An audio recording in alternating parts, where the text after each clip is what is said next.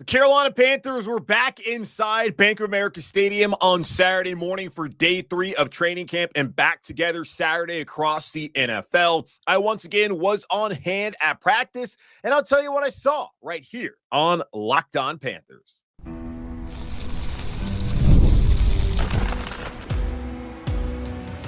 You are Locked On Panthers, your daily Carolina Panthers podcast.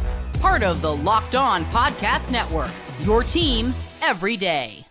Welcome into another edition of the Locked On Panthers podcast, a part of the Locked On Podcast Network. I'm your host, as always, Julian Council, talking Carolina Panthers with you every Monday, Tuesday, Wednesday, Thursday, and Friday. Your team every day. That's our motto here on the Locked On Podcast Network. Subscribe or follow the show for free on YouTube or wherever you listen to your favorite podcast. And be sure to follow me, Julian Council, on Twitter at Julian Council, because on Fridays, I'm answering your weekly Friday mailbag questions. And the way to get those questions in is by either adding me or DMing me, and of course, following me on Twitter at Julian Council. Today's episode of Locked On Panthers is brought to you by FanDuel. Make every moment more as playoffs wind down. The sports stop sporting like I want them to. But this summer, FanDuel is hooking up all customers with a boost or bonus daily. That's right. There's something for everyone every day, all summer long. So visit FanDuel.com to get started today. The Panthers, we're back inside the bank on Saturday morning for back together again Saturday.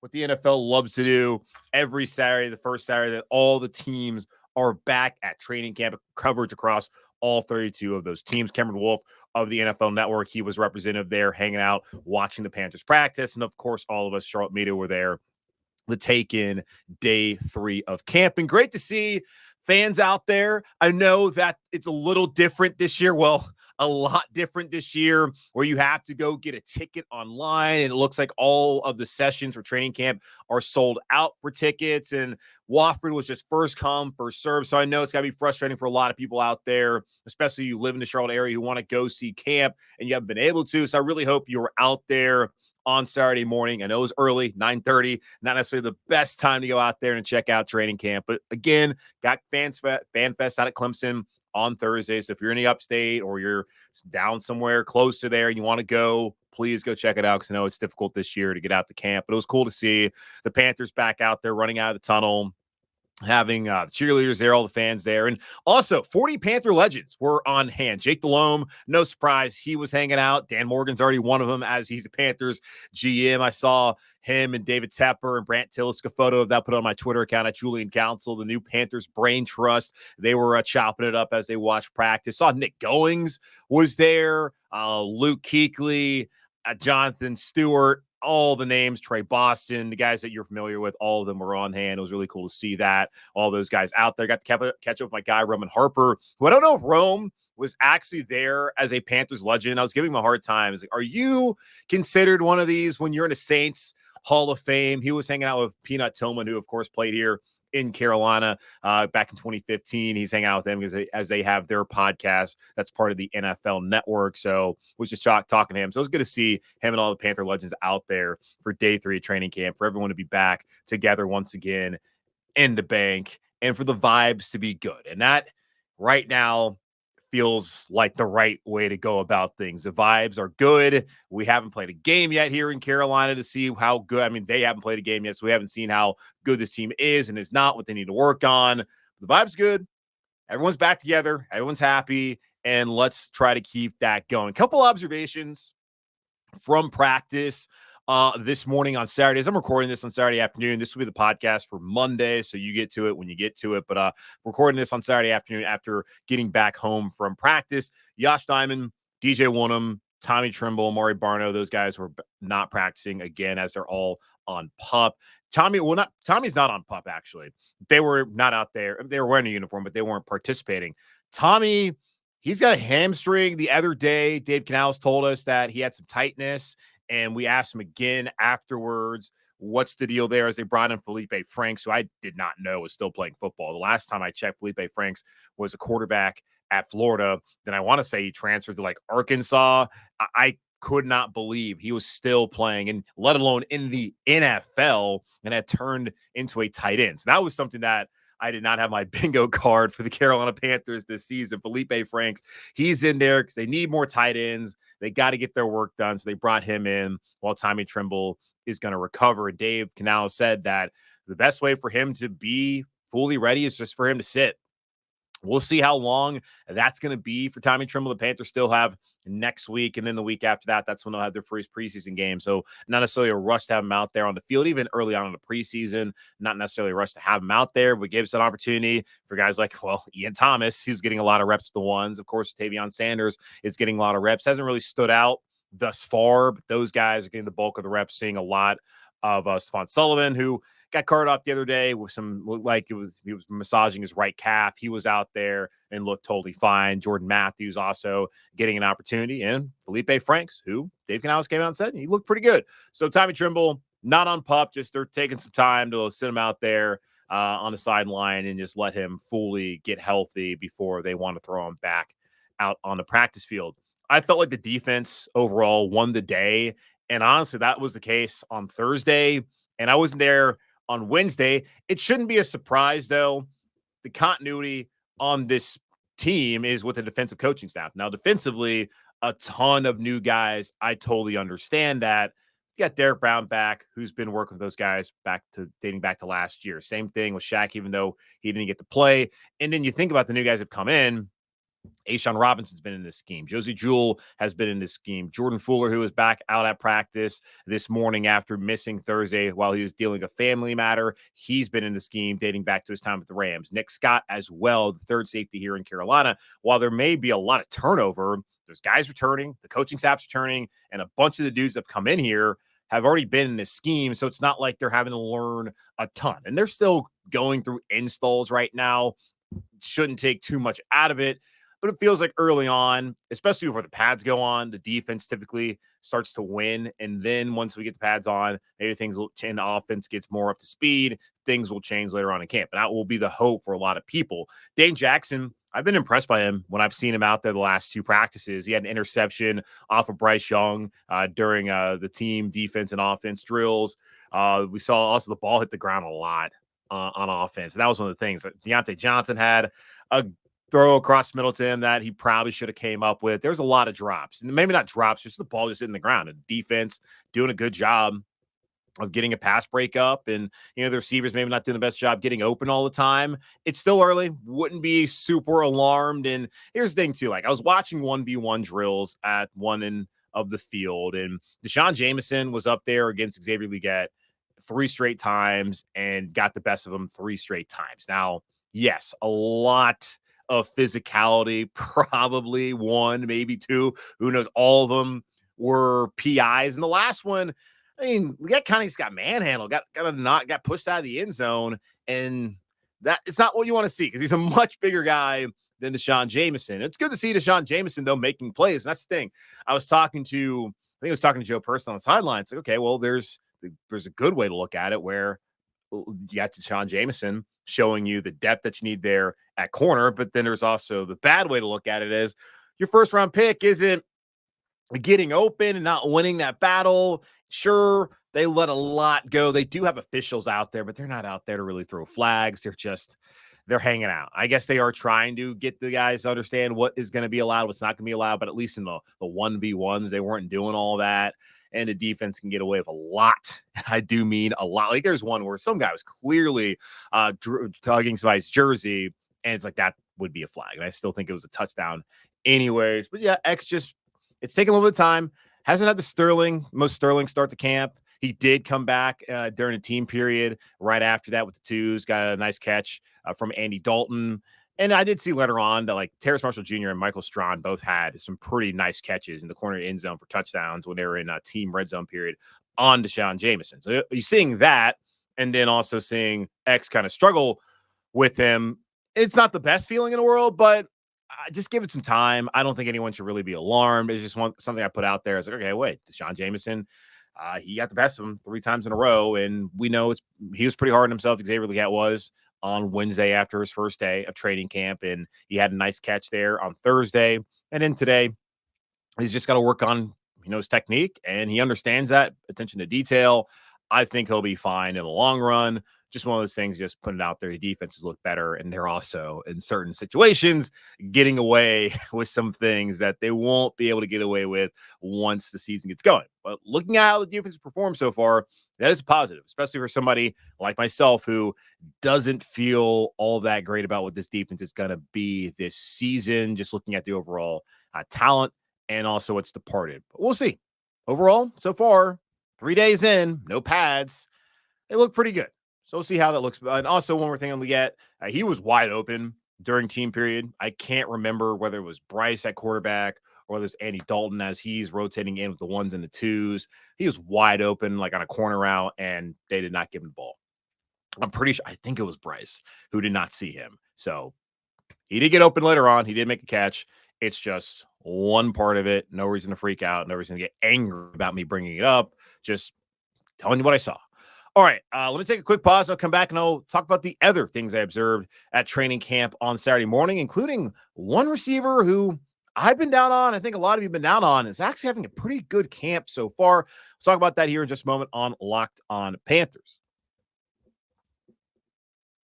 I love sports. I love them so much. I never want them to stop. But with the NBA season long gone, same thing with the NHL. The sports aren't sporting like I want them to, but the Olympics, they have begun. The NFL preseason, we're very close. Hall of Fame game coming up very shortly. We'll have preseason football back. And of course, FanDuel is going to let me keep sporting like I want to. All I have to do is open up the app, dream up of bets anytime I'm in the mood. And this summer, FanDuel is hooking up all customers with a boost or bonus daily. That's right. There's something for everyone every day, all summer long. So head over to the FanDuel.com/lockedon and start making the most out of your summer. FanDuel, official sports betting partner of Major League Baseball.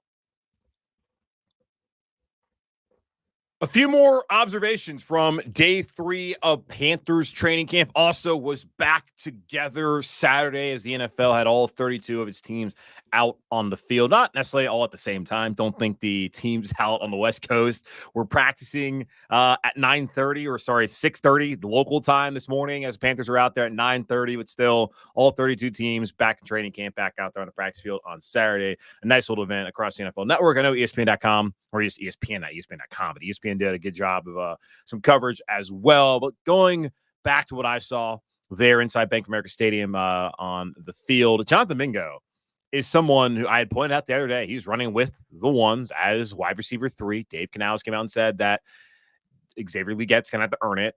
And he said about every player, you're going to have to earn it. But especially rookies, show us that you're ready. Show us that you have to be on the field. And so far, he hasn't shown them that. And it's okay. I would prefer it be this way where he has to earn it. Where last year under Frank Reich, they drafted Jonathan Mingo, they liked Jonathan Mingo, and they threw him in there right off the bat, even though he clearly wasn't ready. And we saw throughout the season his inability to separate, his inability to catch the football when it came his way, and then to do something with it whenever he did. That did not help him his rookie year, and obviously did not help out the Carolina Panthers last season as they had a 2-15 season. But so far, he's getting more open, making a couple of nice plays, and I'm liking what I'm seeing out of Jonathan Mingo. That is a positive, because at worst, as I've talked about with y'all, like Adam Thielen, this could be the last year for him in Carolina. Deontay Johnson, he could be a one and done, whether he plays well or not. He could opt to go elsewhere after this season. Or we could say, we'll see. But there's no guarantee the top 2 guys on this roster at the wide receiver position will be in Carolina Panther uniform in 2025. Jonathan Mingo, he's going to be under contract again next season. And at the worst for me, I would love to see Leggett get the wide receiver 3 position, show the promise as being a number 1 receiver down the road. And then as a wide receiver 4, watch Mingo put up some good numbers for someone in that spot. That would be really good for the Panthers as far as a worst case scenario, where if the worst case scenario is you lose Thielen, you lose Johnson after this year, but your first round pick looks really good, and then the second round pick from the year prior who struggled as a rookie comes back and looks much better, in his sophomore season. That sets you up for those two to be your top two guys going into next season, and probably would like to add someone else, maybe to be a true number two or whatever. That's a good situation for Carolina. I mean, it's not a good situation, but like that, if that's the worst case, like that's the point of drafting, is to get players you think can help you down the road. And Mingo didn't show it last year, but so far, only 3 days in camp, really early. Just like I say, don't sound the alarm bells with Xavier Leggett. Also, like, don't maybe go overboard with a guy like Jonathan Mingo if he's starting off well. But it is a positive sign, absolutely.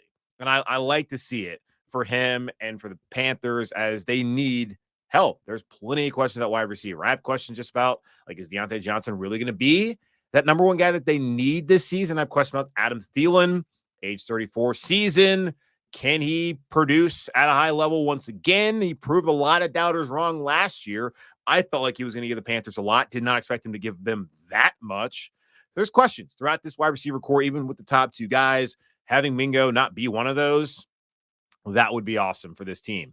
TJ Smith, he's still rotating in with the defensive tackles with the ones. So him and Jai Tuttle and Ashawn Robinson, those guys are keep rotating. Next, Derek Brown. I asked Derek Brown afterwards, asked him about TJ Smith and what he had been seeing from him. And he talked about he's a good player, guy who can help us out, knows him dating back to their time back in college as TJ Smith played at Arkansas, while, of course, Derek Brown played at Auburn. So good to hear that DB is out there co-signing that TJ Smith is somebody who is someone you should watch out for. Did not necessarily have him on my list of guys, but seeing he's rotating with the ones, and Derek Brown's got positive things to say about him. Don't think he would say a negative thing about his teammate to the media anyways. That is obviously a good thing as well.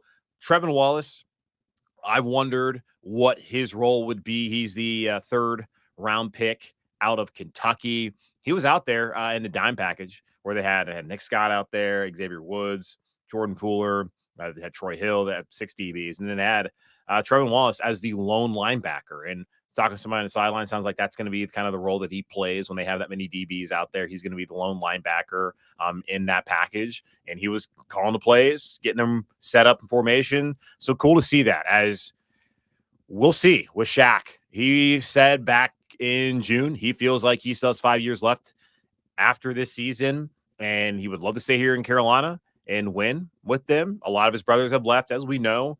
Panthers can move on after this year. Josie Jewell should be back again next year based off of the contract that they signed him to. And, of course, if Jero Vero's back, would make sense for him to come back yet again for another season in Carolina. But we got to get through this one first. I understand that.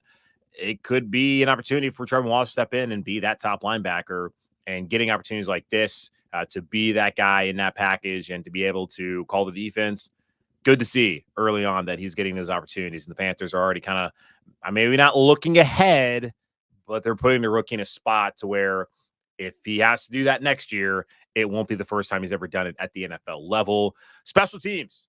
I was not out there on the other side of the field this time to check out the kick return, but I was out there during the team period where they were doing field goals, and Harrison Mevis, not Eddie Pinheiro, was kicking. Saw Eddie out there.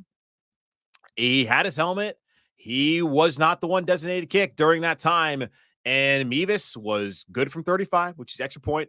He missed from 40, wide left, good from 45, good from 50, and then he missed wide left again from 55. So 3 for 5 when seeing him out there. It was the only time we saw any of those guys kick.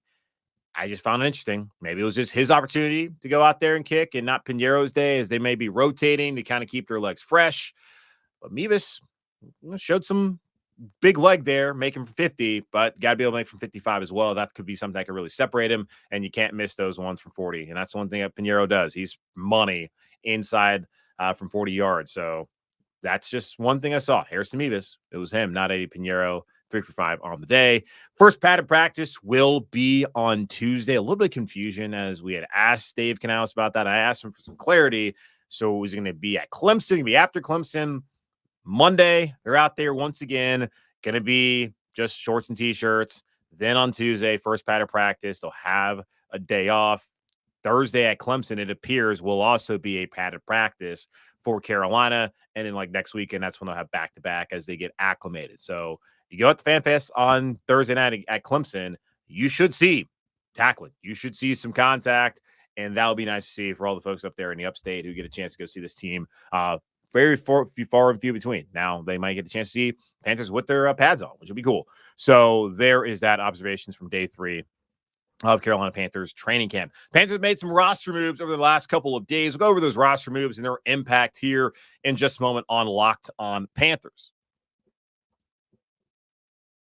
Gametime is an authorized ticket marketplace of Major League Baseball, which makes getting tickets faster and easier. Prices on the Gametime app actually go down the closer it gets to the first pitch. With Carol last-minute deals, all-in prices, views from your seat, and their lowest price guarantee, Gametime takes the guesswork out of buying MLB tickets. Save up to 60% off buying last-minute for sports, concerts, comedy, theater, etc. Get a panoramic view from your seat in the app before you buy. Take the guesswork out of buying MLB tickets with Gametime. Download the Gametime app, create an account, and use code LOCKEDONNFL for $20 off your first purchase. Terms apply. Again, create an account and redeem code LOCKEDONNFL. That's LOCKEDONNFL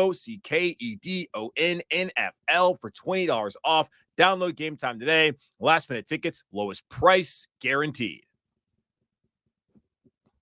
Dan Morgan told us on Tuesday when the Panthers reported to training camp that they were going to be active in looking at all the free agents and trying to bring in competition at every single position on this roster. And he has been a man of his word as the Panthers have brought in plenty of players for tryouts and even signed a few in the last couple of days. Just want to quickly go over some of the roster moves Carolina's made since Thursday. On Thursday, they added wide receiver Devin Tompkins and then waived Popo Amave, one of their defensive linemen who has a season-ending injury. So unfortunate for him that he is not going to get to play football this year as he goes down with an injury. But Devin Tompkins, he's here last year, spent in Tampa with Dave Canales. He caught 22 passes for 115 yards and a touchdown for the Bucs in 22 games the past 2 seasons. He also returned kicks and punts for Tampa.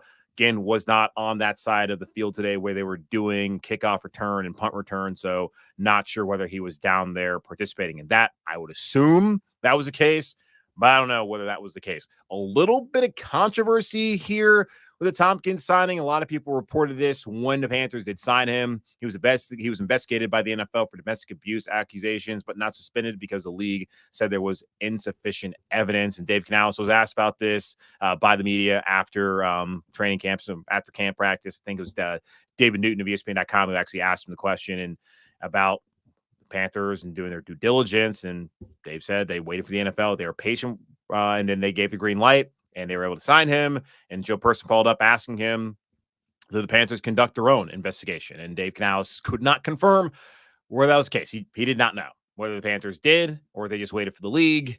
So it was also, it's interesting because like Adrian Wilson, who was just in front office, he is no longer in Carolina with some accusations of his conduct off the field. And there was a question whether that was a similar situation. And Dave said they're different situations. So Devin Tompkins is here in Carolina to potentially be a special teams guy, returner for them after spending time last couple seasons in Tampa and last year with Dave Canales. And he's been cleared of all wrongdoing by the NFL. On Friday, the Panthers made even more moves. They signed outside linebacker Kamoko Toure, tight end Felipe Franks, we mentioned earlier, cornerback Keandre Thomas, and wide receiver Devin Carter, an NC State alum. Toure is the one that most fans are going to look at and see the Panthers definitely needed another outside linebacker with Amari Barno right now on PUP, recovering from the ACL tear, suffered last year, week 16 against the Packers here at home. He's probably not going to be ready once the season begins. Likely going to be like Austin Corbett last year, start off the first 4 games at least on PUP. Then DJ Wonnum, not quite sure how that's going. He's hanging out there on the practice field.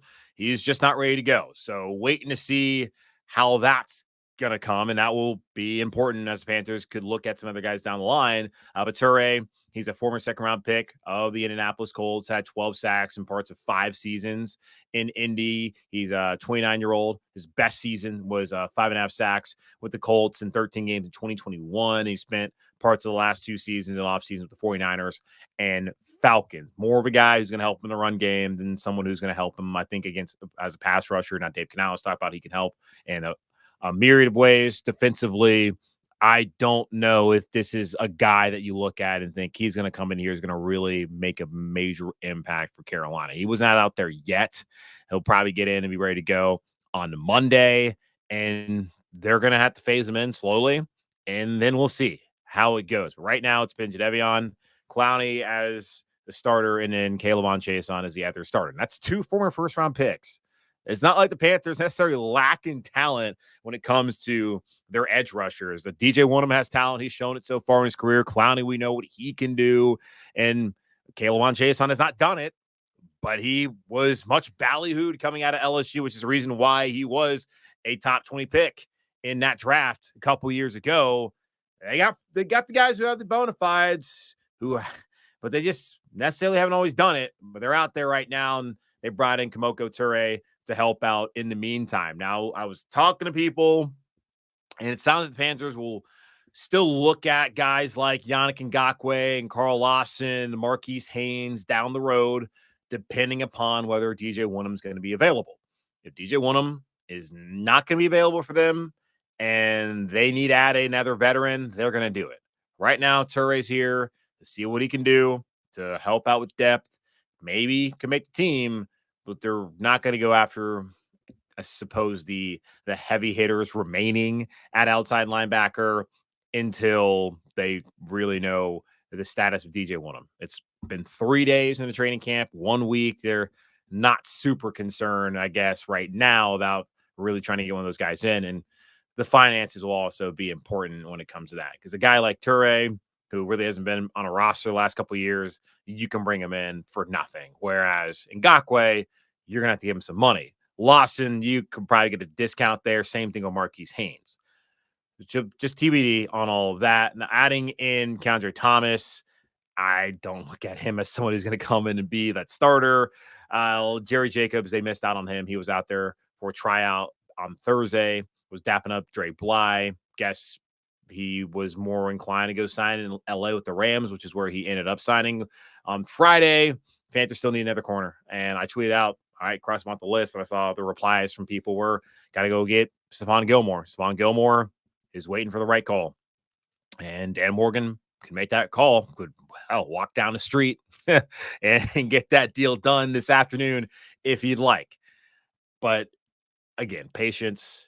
It's only the first 3 days, and I don't know if Stephon Gilmore wants to be out here right now anyways. Let's just be honest here. For a guy who's been in the league for a while at his age, I'm not trying to be out of training camp. I don't need to. I'll just wait until the team starts to get desperate. And there could be desperation. The Panthers had a guy like DiCaprio Bootle stepped up. I saw J.C. Horn. He was out there early on, 1v1s. He was constantly up against Deontay Johnson, of course, and they were going back and forth whether who was going to win, who's going to lose those reps. So good competition there. Then he wasn't really out there that much in the team period, his helmet off, and I was wondering, is he okay? And he looked in good spirits. Didn't look like it was anything problem. And we asked Dave Canales about that. Dave said that was the plan, to have him more on a pitch count. He got his work in. We took him out as they're still trying to get all these guys acclimated. Don't want to push anybody too much, and they'll have those vet days. He had sort of a mini vet day where he was out there. I think if they don't have this as back together Saturday and it's just a regular practice at the team practice fields, J.C. Horn probably isn't practice. But because the fans are out there today for this event, and the fans are out there anyways, but they're out here for a bigger event, I feel like that's probably a big reason why they had him out there earlier on in practice, but nothing wrong with him. DiCaprio Bootle was stepping in there as the other starting corner when he went down. And that kind of speaks to why the Panthers need to add another veteran to help out in the event that you are dealing with DiCaprio Bootle and Dane Jackson and Troy Hill as your three. Dane Jackson, Troy Hill, and J.C. Horn, cool. But if someone else goes down, like J.C., or if it's Dane, and they got to put in Bootle, not the coolest for Carolina. Corresponding moves, though, for those were to place veteran wide receiver Cam Sims on the PUP list. They waived safety Clayton Isbell, who actually made a pretty nice play the other day at practice on Thursday. He's no longer here. Offensive tackle Christian Duffy, he's also gone, and wide receiver Sam Pinckney. So two Coastal Carolina Chanticleers in Isbell and Pinckney no longer here in Carolina as they were waived after the Panthers made those moves on Friday. That's going to wrap up This edition of the Locked On Panthers podcast, part of Locked On Podcast Network, hosted by yours truly, Julian Council. Again, y'all, subscribe and follow the show for free on YouTube or wherever you listen to your favorite podcast. And be sure to follow me, Julian Council, on Twitter at Julian Council, where I will be back with you on Friday to answer your weekly Friday mailbag questions, either at me or DM me to get those questions into me right now. But in the meantime, be safe, be happy, be whole. As always, keep pounding, and I'll talk to you on Tuesday as I'll give you my observations from day 4 and the last day of no pads at Carolina Panthers training camp.